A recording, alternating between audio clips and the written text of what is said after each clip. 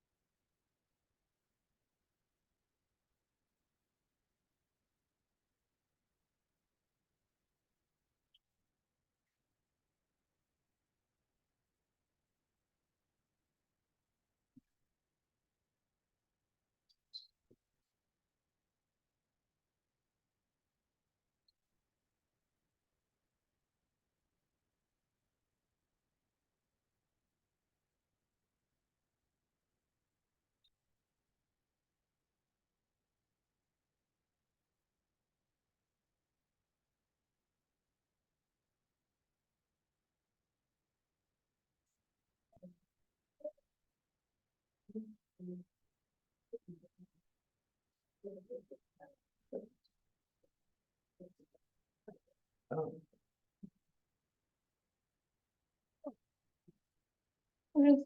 Hi, how are you? Hi. Hello, welcome.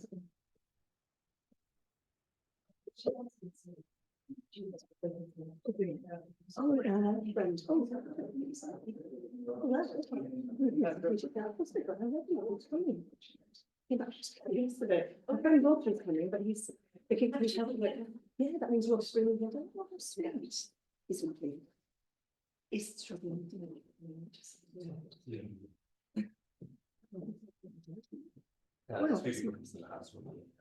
Great. Yeah, that's fine. Yeah. Yes, if that's okay. Yes. Yes, because I've turned my phone off, so she might be trying to tell me, but I've turned it off. So now I have it as a timer. Where's my time thing?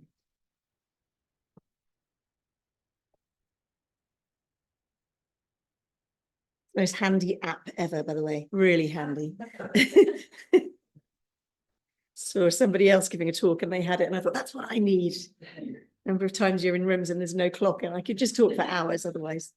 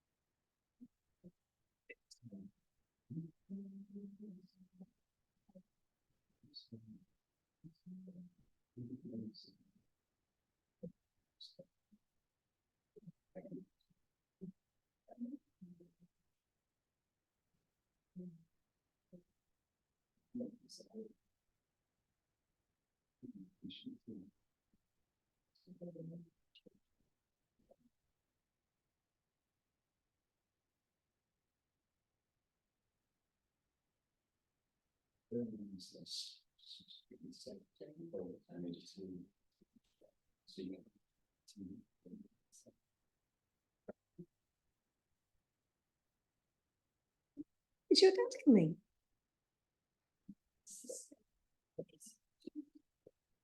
Oh, okay. Yes, wherever you think your dad would want to sit.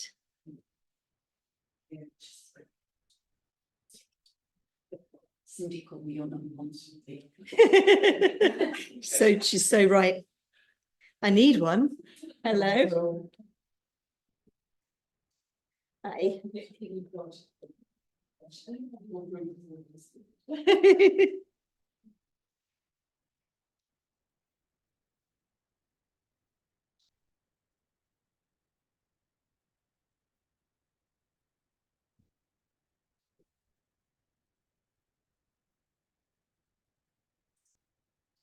It's lovely, this colour, isn't it? Oh, you have a fancy name, but I just didn't see it. Yeah, with our spare bedroom is one like this. It's called Sage, and I love it. It's very calming. Yeah.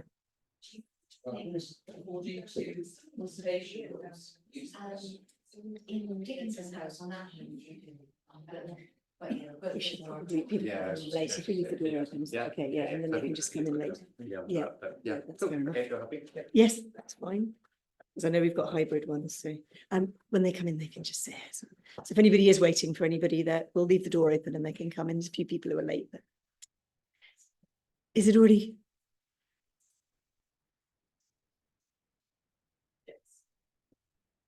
Is everybody already on? Oh, okay, I didn't even realise that. So they've just been watching me just pootling around. Hello, everybody online as well. I didn't know you were there. Please come in. So hello to everybody online as well. We're just waiting for a couple more people to come in, but we're going to start in just a second. And hello to everybody in the room for being here in person, or being able to get here in person, I should say. So, as many of you know, my name is Lucinda Hawksley, and I am a patron of the museum. And I'm also a great, great, great granddaughter of this man and Catherine, who always gets forgotten, his wife, Catherine. I wouldn't be here without her as well. The reason that we've got this beautiful picture up is because it's one of my favourite objects in the museum and can't be on display all year round because it's so delicate. And the reference to this time of year is this exactly what Dickens looked like when he was painting A Christmas Carol. So I think it's really important to show what he looked like. People tend to think of Dickens as this older, bearded Victorian, but the time of year that he's most associated with, Christmas, this is what he looked like when he was writing his most famous book. So I'm here today to talk about this book. You're the first people to ever have me talk about this book, Victorian Christmas, which was really fun to write. And this grew out of having written a book on Dickens and Christmas some years ago. I find the history of Christmas really fascinating.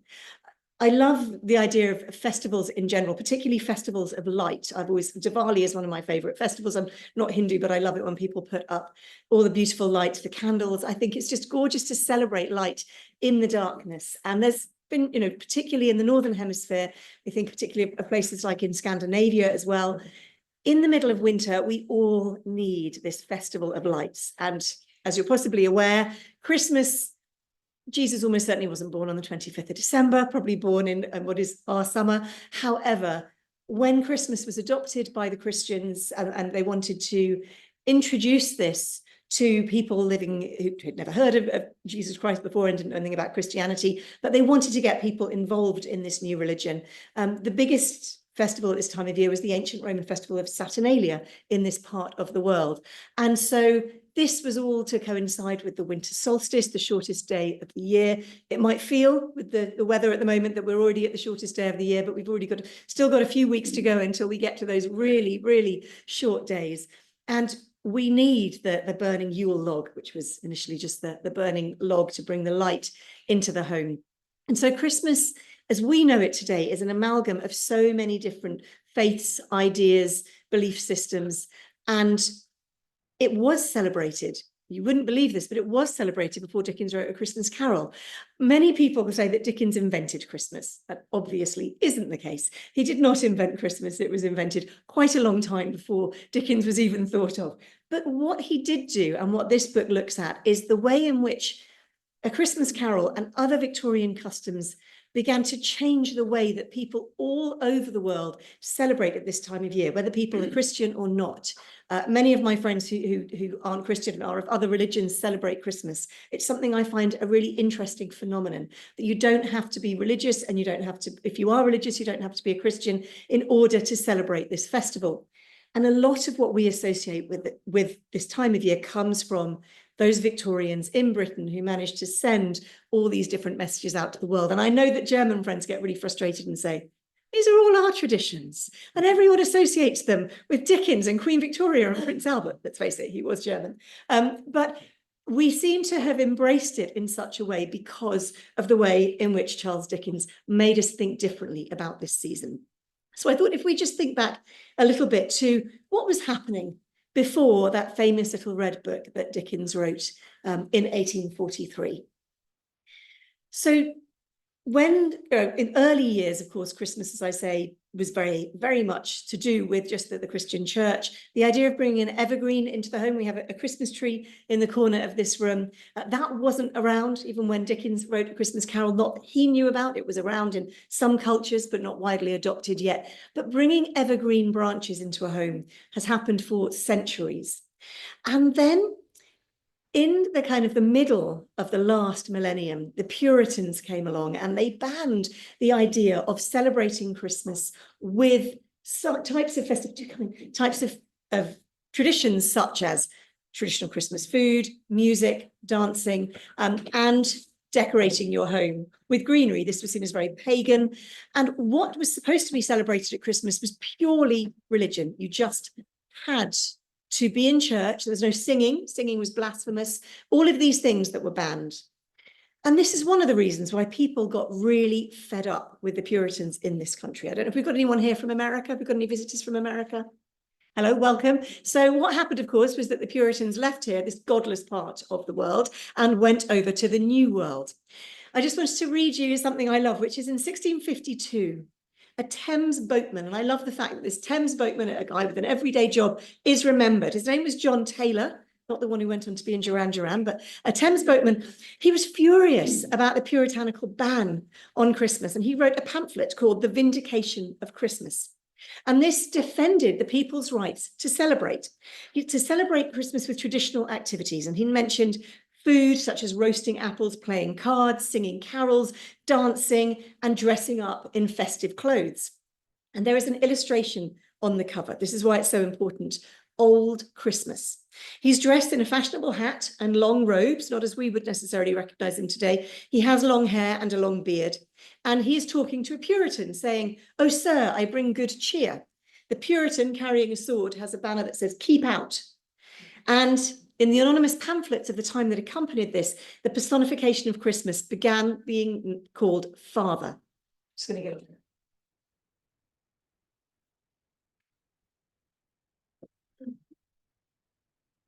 So this is the first time that Father Christmas starts to be mentioned. He's also known as Old Christmas, Sir Christmas.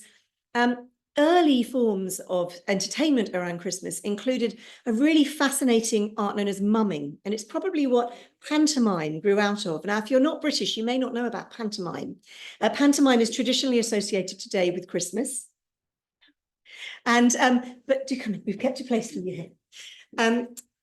Pantomime grew out of the art of mumming, and mumming had very traditional characters, including old Sir Christmas, who had the long hair and the flowing robes, and various different characters who would dress up, and they would go around throughout medieval times from house to house, hoping that they would be given figgy pudding, mince pies, drink, money, hopefully, and they would carry on this tradition. It also happened at Easter, by the way. It wasn't only a Christmas thing, mumming, and it had various specific characters, including a hobby horse.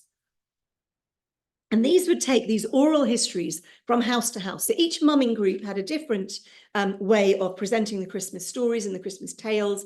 And Shakespeare uses mummers in some of his plays. They were things that everybody would recognise. And out of that grew the pantomime. Now, if you haven't been to a pantomime before, I'd urge you to try and go to one this Christmas. Pantomime has evolved over many centuries. And if you've never been to one before, you'll be amazed at how much audience participation there is. So, for example, there's always the villain who appears and he hides behind the good character and the audience has to shout, "He's behind you." We have the pantomime dame, traditionally a man dressed as a woman, the principal boy, traditionally a woman dressed as a man. All of this is nothing new. We might hear about it in the news today. Nobody cared in the past. It was very much a part of the pantomime tradition. And when I say pantomime to my American students, they think I'm like being a mime artist. Nothing to do with that. It takes on old tales and retells them. And if you go to a pantomime, think about the tradition behind that. People were mostly not literate. They couldn't read, and if they could read, they couldn't afford books. Pantomime, theatre, mumming, all of these things were a way of bringing the Christmas story and other stories to people who could understand it in an accessible way. And then we get on to the kind of traditions that people start to associate with the deep Victorian Christmas. Now, as with many seasonal traditions, as I mentioned before, this practice of honouring a tree predates Christianity. Romans and Celts decorated their homes with evergreens, and it was always seen that the evergreen tree was, of course, a symbol of lasting life. This fear for many cultures that when winter came, if they didn't have enough food to survive the winter, they would starve. What if the sun never came back hot again? What if the food never grew? So evergreen trees gave a hope of life going on, that winter didn't kill off everything. And if you've ever seen people put apples on a Christmas tree, which is something my parents used to do, and I thought it was very unseasonal. I couldn't understand. I think they'd been given some red apples to hang on the Christmas tree. And this dates back to the feast day of Adam and Eve on the 24th of December. And that became something that when people started to decorate trees, the apple became the symbol of Adam and Eve. Now, in 1761, a young woman called Princess Charlotte married King George III of Britain and Ireland. He was the third Hanoverian monarch to rule the British Isles. And over the next few years, between 1762 and 1783, she produced 15 children, poor woman, even more than Catherine Dickens. And as their family expanded, every year their Christmas traditions expanded, and the princess wanted to celebrate the way that she had celebrated at home. And this included not decorating a whole tree, but decorating branches, yew branches, which were brought into the house, placed on top of the presents and decorated with decorations they'd made themselves. Now, we have a lovely description of this from December 1798, when the poet Samuel Taylor Coleridge visited the Duchy of Mecklenburg-Strelitz, which is where the Queen had grown up, and he wrote to his wife of what he'd seen. On the evening before Christmas Day, one of the parlours is lighted up by the children, into which the parents must not go. A great yew bough is fastened on the table at a little distance from the wall. A multitude of little tapers are fixed in the bough, and coloured papers, etc., hang and flutter from the twigs. Under this bough, the children lay out the presents they mean for their parents, still concealing in their pockets the presents they intend for each other. Then the parents are introduced, and each presents his little gift. They then bring out the remainder one by one from under their pockets and present them with kisses and embraces. And this lovely tradition, and rather dangerous tradition, I mean, we can see on the back of this room, sorry, those of you online can't see this, I'm afraid, but at the back on the fireplace, there are some evergreen branches with candles in holders. But of course, if that was real evergreen and candles were lit, you can imagine how many risks there must have been of things catching fire.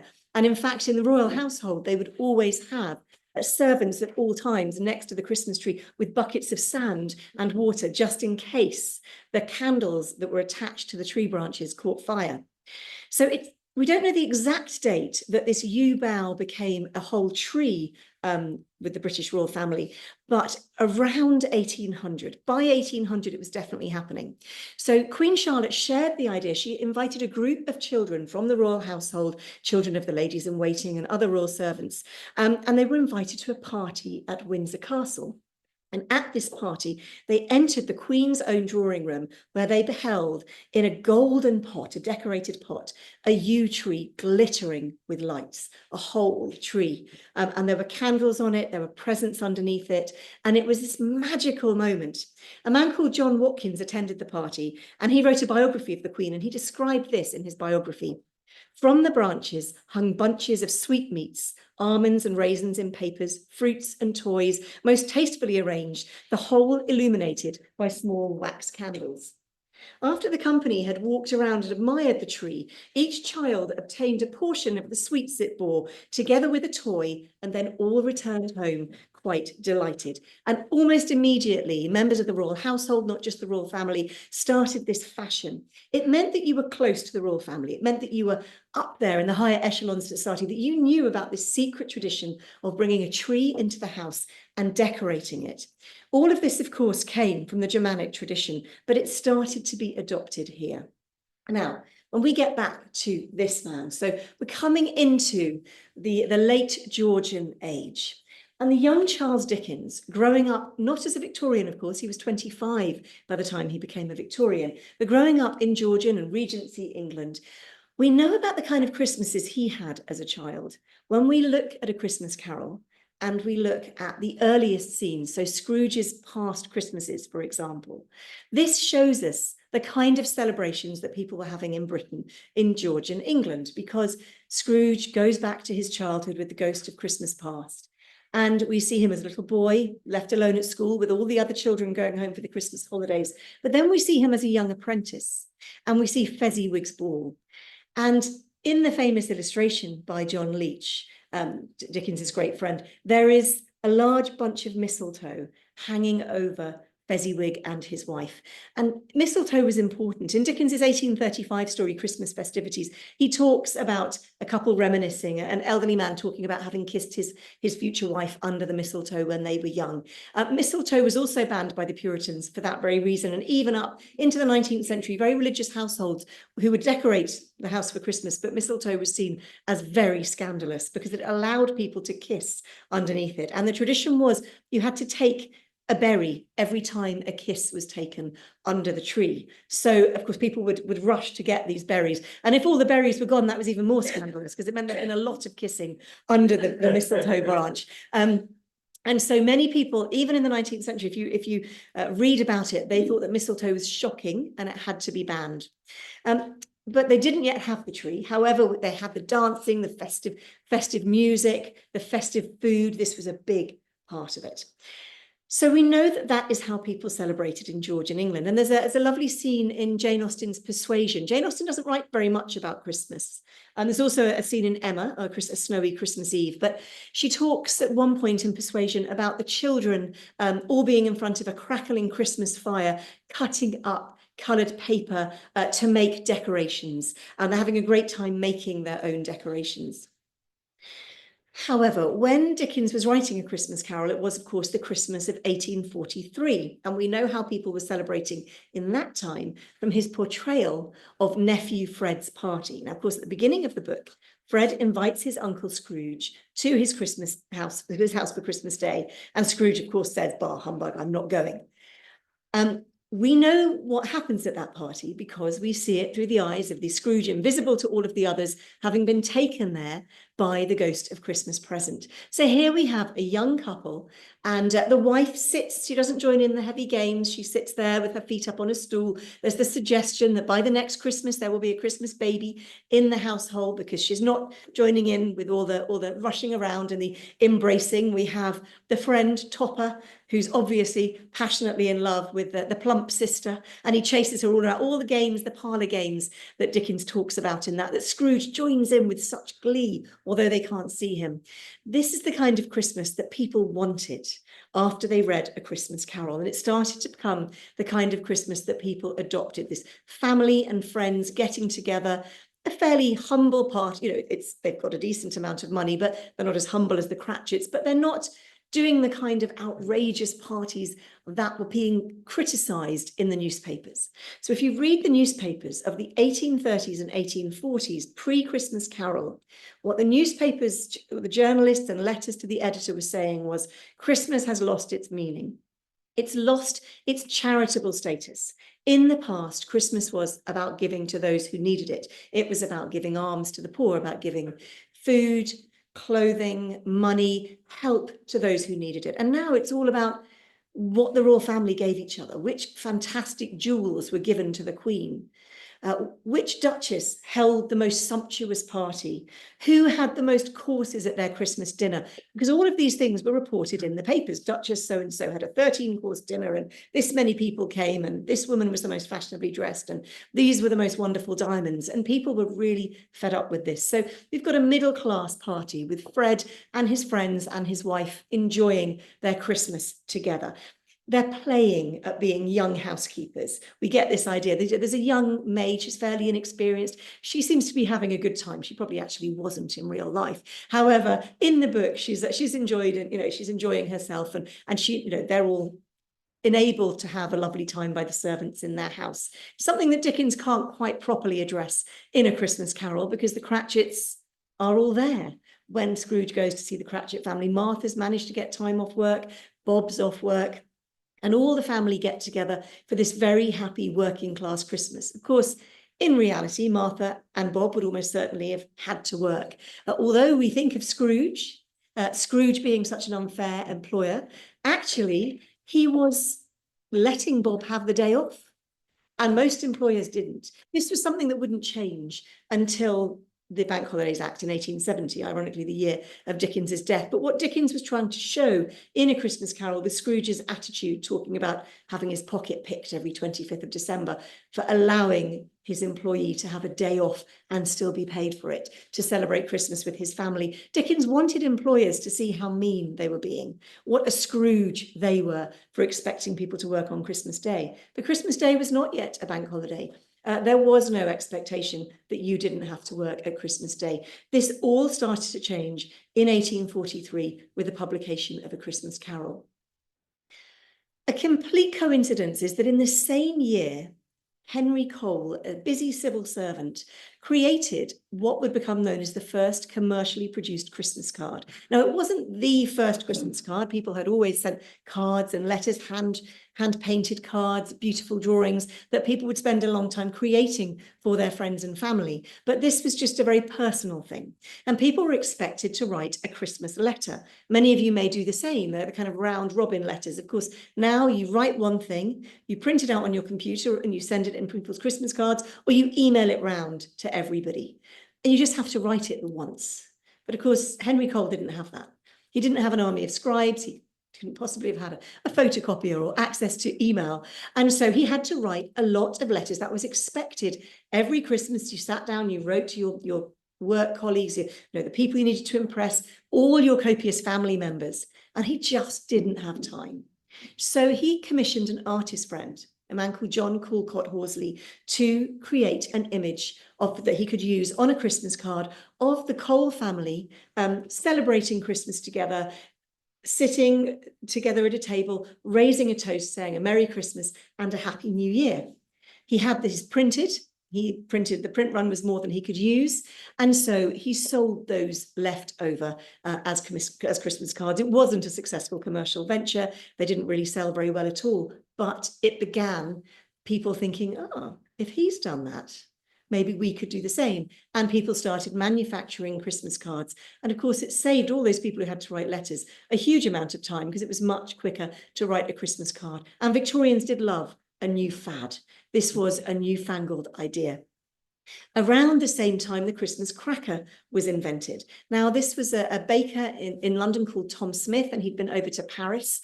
And in Paris, he was very good at creating confectionery. And he'd been really impressed with these little sweets that he sold, bonbons that he had sold to him. And they came in a paper that crackled. It made this wonderful noise when you opened it. And this was how the idea for the Christmas cracker was born. Initially, it didn't have the snap that we would associate with it today. It just came in this crackly paper. And then he introduced little sweets in the middle and a motto, and eventually this grew to a joke and a hat and the other things that we associate with Christmas crackers. Now, sadly, mostly just plastic stuff that goes into landfill, but you can still get Christmas crackers that you can fill yourself or make yourself. And all of these things started to change the way in which people celebrated Christmas, which is why Victorian era is so closely associated today all around the world with the kind of Christmas that people enjoy. Henry Cole's Christmas card, by the way, was not without its scandal, because he had everybody raising a toast, including tiny, tiny little children, raising a glass of what looked like red wine. Now, the Temperance Society was furious about this. So for those of you listening from overseas, or who might be from overseas here, we never had prohibition here, but there was a temperance movement, which was very strong. So it was never banned. Alcohol was never actually prohibited by law. However, the Temperance Society started from the fact that many men would go out, they'd be paid in cash on a Friday, and they would go to the pub, drink away their wages, and women and children at home got very little money to then eke out the rest of the week with, for their kind of food and general provisions and necessaries. And so the temperance movement came about to try and encourage people not to drink away their earnings, to drink something other than alcohol. And for all chocolate lovers here, we can thank the temperance movement, because one of the first things they introduced was drinking chocolate. This was known to be a stimulant, but it wasn't something that got you intoxicated. And so chocolate was only ever known initially in the 18th and then early 19th century as a drink. And this was something that people, thought, great, what a good idea, we'll stick to this. Why don't we try and make something portable? And those good Quakers, I thank the Quakers every time I eat chocolate. Quakers were a big part of the temperance movement, and they produced a lot of this drinking chocolate. And then Foxes came up with the idea for a chocolate bar. And suddenly this changed the way that people viewed chocolate, because drinking chocolate was actually quite bitter, had to have a lot of sugar added to it. But the chocolate bar was the new sensation. So if you're enjoying Christmas chocolates this year, think back to the temperance movement and how it all came about that they were trying to stop people having too much alcohol as you drink your liqueur chocolates, eat your liqueur chocolates alongside it, imbibing your sherry. Now, what A Christmas Carol did was not only change Dickens's life and his reputation for the better, and really help his finances at a time when he desperately needed it. For any other authors here watching, listening, we all know how difficult it can be to make money from a writing career. And A Christmas Carol began not only a change in Dickens's career, but a change in publishing in general, because it spearheaded a new literary sensation, the Christmas story. Charles Dickens went on to write 4 more Christmas novellas, Christmas Carol just being the first. He wrote 4 more between 1844 and 1848. Christmas Carol is the one that everyone still knows today. It's the one that everybody remembers. I think because it was written from the heart. It was written in just 6 weeks. It was written with a purpose. The purpose was to highlight the problem of child poverty. Think of Tiny Tim and ignorance and want. These are the children that Dickens wanted the readers to remember, not just Scrooge and the ghosts, but the children in the book.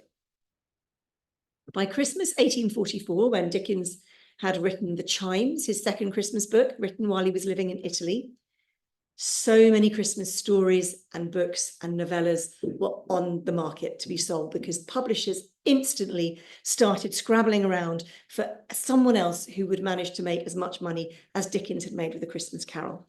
And I wanted to read you the opening of A Christmas Story by Elizabeth Gaskell, one of Dickens's good friends, published in 1848. It's called Christmas Storms and Sunshine. Now, it's a satirical but very warm-hearted tale about warring neighbours. And I felt this opening paragraph is remarkably modern, because it relies on the political differences between the 2 neighbours. Both of the husbands work on a newspaper, but they work on very different newspapers. The Flying Post was long established and respectable, alias bigoted and Tory. The Examiner was spirited and intelligent, alias newfangled and democratic. Now, these are the 2 papers that the husbands work on. And this spills into their lives, this political dislike of each other. And at home, the wives are also feuding, because their husbands are feuding, the wives are feuding. Mrs. Hodgson has a baby. Mrs. Jenkins doesn't have a baby, and she obviously wants a baby and is very jealous, but she has a much loved cat. Now, the cat gets into the Hodgson's house and steals the food. They don't have very much food. And Mrs. Hodgson is furious and beats the cat because it steals her food. The 2 women are at daggers drawn. And then the Hodgson's baby becomes ill.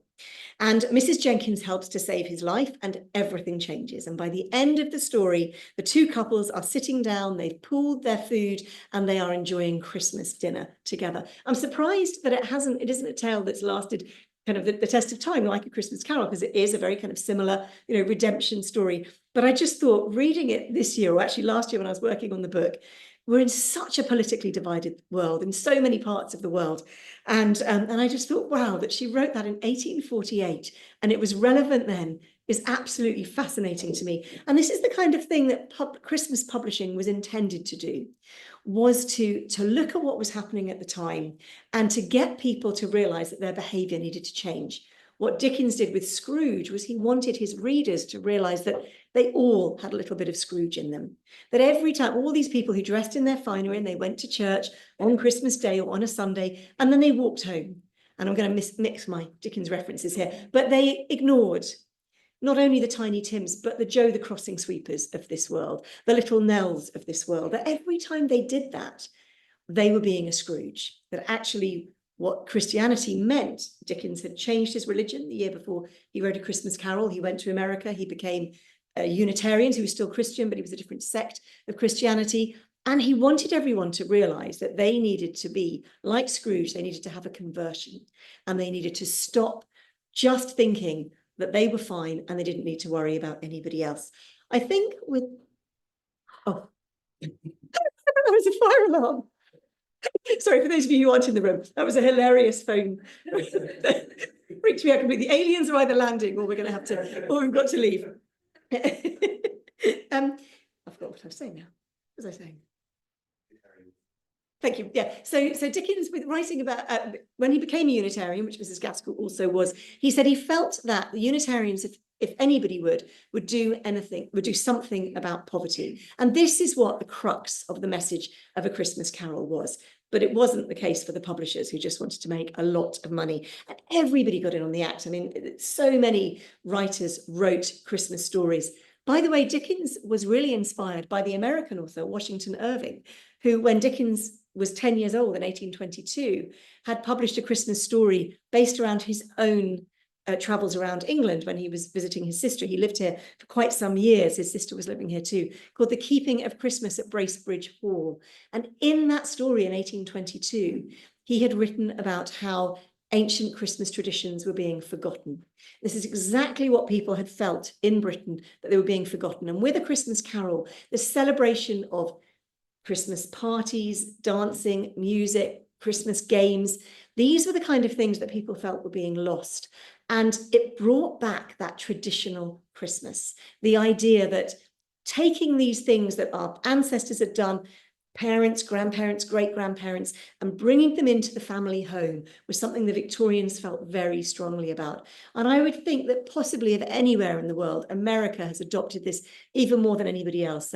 American Christmases seem to be really filled with trying to keep those Victorian traditions alive. So I thought I'd share with you some games you could play with your family this year. I've had friends who've said to me they're so fed up with their children being on devices all the time that they have tried Christmases where they have banned phones for, throughout Christmas dinner, and some of them have bravely tried to ban them for the whole day. I don't know if that would lead to complete disharmony, but here are some games you could play together. Charades. Now, we used to play charades all the time when I was a child. I love playing charades at Christmas. If you don't know what it is, it's when you get given you either get told, you used to get pieces of paper that we take out of a hat, and there would be something on it, a book or a film or a TV show, and you have to act it out, and everyone has to guess what it is. Now, this came from a very popular French game from the 1700s, which was a literary game. It wasn't just played at Christmas, but it was developed into the practice of silently acting charades. And actually, it appears in Jane Eyre by Charlotte Bronte. We know that it was a popular game. It appears in Vanity Fair with William Thackeray. We know that Jane Austen, in real life, that she played it with her family at Christmas. And it appears in a lot of Victorian novels. There's also a game called I Love My Love. This is really a game of testing children's kind of alphabetical knowledge. You start off with I love my love because, and then you have to fill in the appropriate word. So I love my love because they are adorable, or I love my love because they are brilliant. And it goes all through the letters of the alphabet. And when you get to things like X and Z, you think, oh no, don't let that be my one. a lot of these games were based around improving children's vocabulary. Another one was the Parson's Cat. Did anybody here ever play the Parson's Cat? Oh, I used to love it. That was our car game if we were ever traveling as a family. And it's a similar kind of thing. A Parson's Cat is an adventurous cat. It lives in Altrincham and it only eats asparagus. And then you have to go through every letter of the alphabet. And again, when you get to things like X and Y, it can be quite difficult. Snapdragon.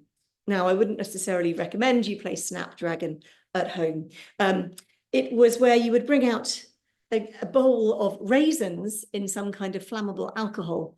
And the raisins would be the alcohol would be set on fire, and the children, and you think about those Victorian cuffs, would have to reach in and grab the burning raisins and see who could get the most.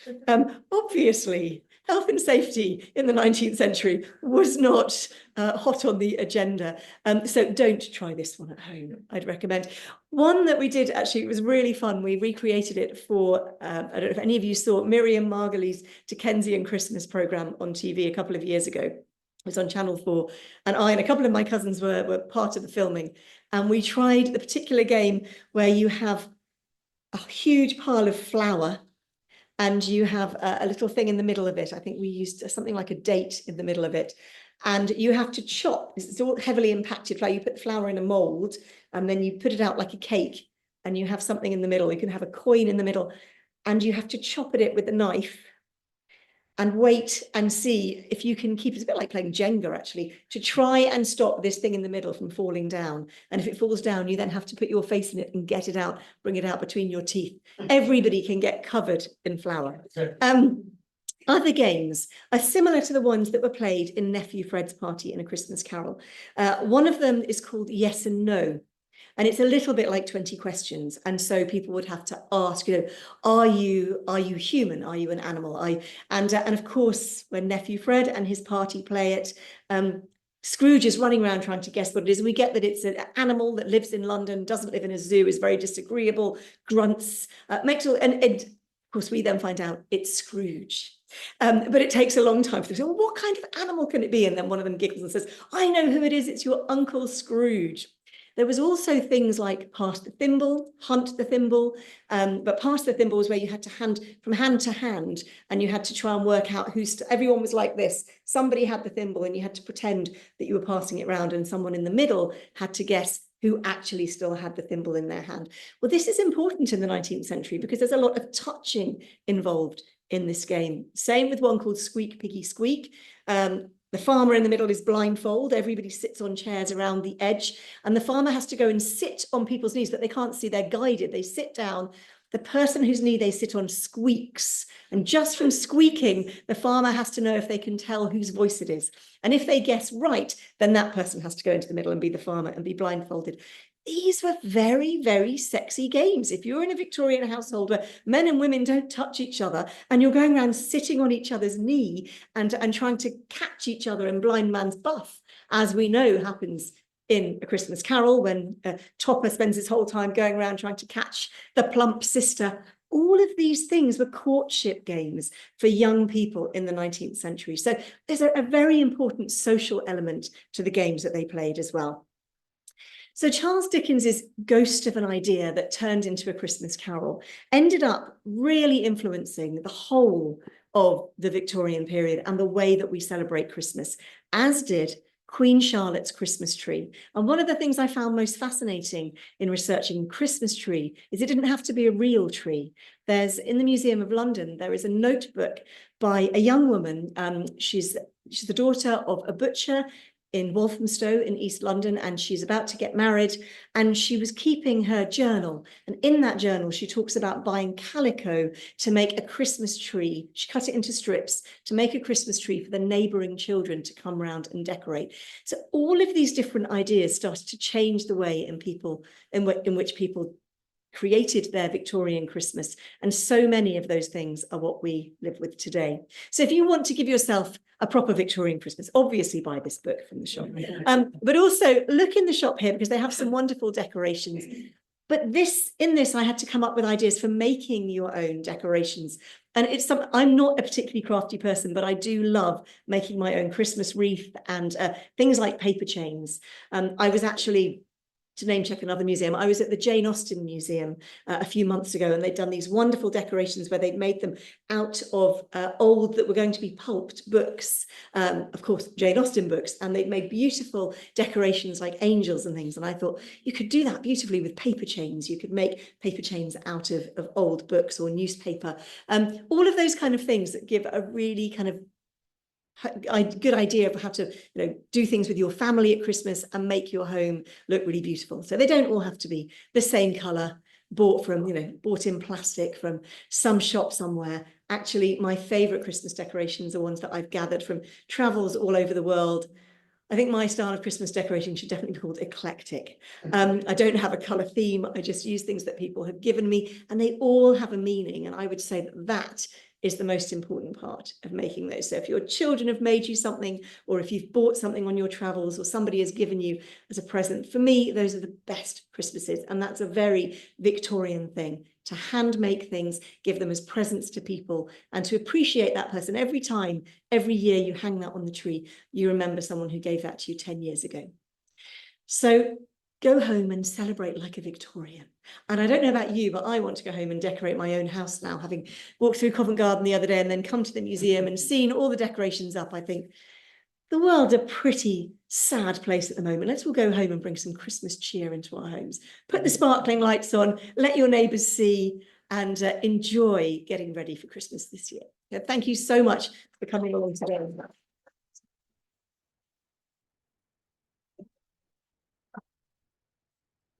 So if anyone wants to buy any copies of Lucinda's book, or indeed a Christmas Carol, you can do so in a shop, and Lucinda's going to be around for a little bit, so if you want to get them signed by Dickens' great-great-granddaughter, then please feel free to do so. Thank you, Jordan. Hello.